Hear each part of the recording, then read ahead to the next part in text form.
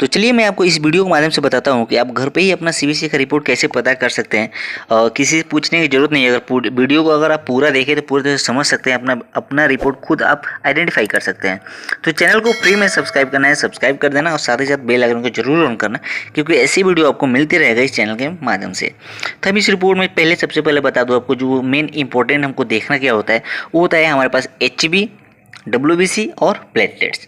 तो आप यहाँ पर देखोगे जो HB का जो लेवल है इस पेशेंट का वो है 12.1 और नॉर्मल होना चाहिए हमारे पास 11.5 से लेके 17 ग्राम तक।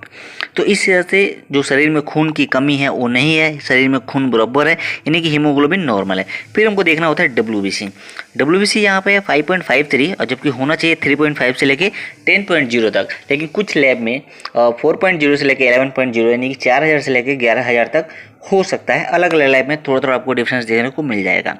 WBC का काम होता है दोस्तों, जो हमारे शरीर में अगर अलग से किसी तरह से वायरस या बैक्टीरिया अगर कुछ भी अगर आता है तो WBC हमारे शरीर को उससे रक्षा करता है, उससे फाइट करता है पहले, और फाइट करके हमारे शरीर को बचाता है कि हमें किसी तरह की बीमारी ना हो।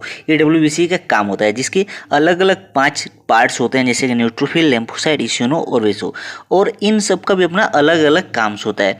कुछ ऐसे होते हैं जो एलर्जी से हमें फाइट करके बचाते हैं, कुछ बैक्टीरियल से, कुछ वायरस से। तो ये सब अलग अलग पार्ट्स के काम होते हैं। तो इनके बारे में विस्तार से वीडियो बना चुका हूँ पहले, आप उसको देख सकते हो। लेकिन इस पेशेंट का भी आप देखोगे तो ये सारा नॉर्मल है, यानी कि न्यूट्रोफिल भी नॉर्मल है, जो कि हमें बैक्टीरियल लोअर से बचाता है। और जो लिम्फोसाइट देखोगे, लिम्फोसाइट का भी जो रेंजेस है वो आपको नॉर्मल देखने को मिलेगा। लिम्फोसाइट हमारे शरीर में जो बाहर से जो भी बैक्टीरिया वायरस जो आते हैं, ये उससे हमारे शरीर को मजबूती प्रदान करते हैं, लड़ते हैं, फाइट करते हैं। अगर ये इनको बीट करते हैं तब जाकर हमारे शरीर में किसी तरह की प्रॉब्लम होती है लिम्फोसाइट से। यूस्टोनिफिल का काम होता है दोस्तों हमारे शरीर को एलर्जी से बचाने का, चाहे वो बैक्टीरियल एलर्जी हो या कोई भी एलर्जी हो, तो उससे बचाने का काम करता है दोस्तों। अब इसके बाद से हम देखेंगे प्लेटलेट्स का मैं काम बता दूँ आपको कि प्लेटलेट जो होता है वो हमारे शरीर में ब्लड को थक्का करने में, यानी ब्लड को जमाने में मदद करता है। अगर कहीं पे हमारे शरीर में अगर कट जाता है तो प्लेटलेट की मदद से ही वो जमता है। जैसे कि अगर कहीं पे ब्लीडिंग अगर हो रहा है, कट रहा है, तो थोड़ी देर बाद देखते हो उसके ऊपर एक वाइट कलर का एक परत आ जाता है, लिक्विड टाइप का, उसको प्लेटलेट्स बोलते हैं। तो हमें ब्लीडिंग से बचाता है।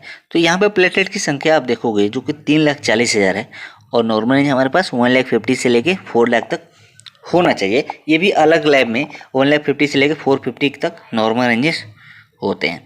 तो ये सारे इनके काम होते हैं।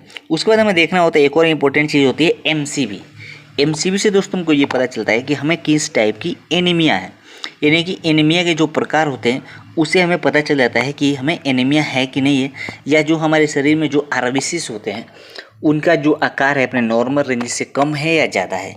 अगर कम हो है तो उसके भी अपने अलग रीजन होते हैं, क्योंकि कम होता है तो हमें आयरन डेफिशिएंसी एनीमिया का चांसेस बना रहता है। शरीर में आयरन की कमी की वजह से जो MCV होता है वो लो हो जाता है, HB भी लो हो जाता है। और अगर MCV अगर हाई है तो हमें ये पता चलता है कि हमें विटामिन B12 की कमी हो सकती है। इसकी वजह से जो RBC होता है वो अपने नॉर्मल से आकार इसका हाई हो जाता है दोस्तों। तो ये सारी चीज़ें होती है पहचानने के लिए, जिसमें सबसे मोस्ट इम्पोर्टेंट होता है हीमोग्लोबिन, WBC और प्लेटलेट्स। जब WBC हम देखेंगे तो उसके 5 पार्ट्स के बारे में जैसे मैं आपको बताया था, तो इनके अपना अलग अलग काम होते हैं। तो ऐसे आप आइडेंटिफाई कर सकते हो आपको कोई प्रॉब्लम है कि नहीं है। तो वीडियो को लाइक कर देना, ज़्यादा से ज़्यादा शेयर करना, मुझे कमेंट करके बताना कि वीडियो कैसी लगी आपको।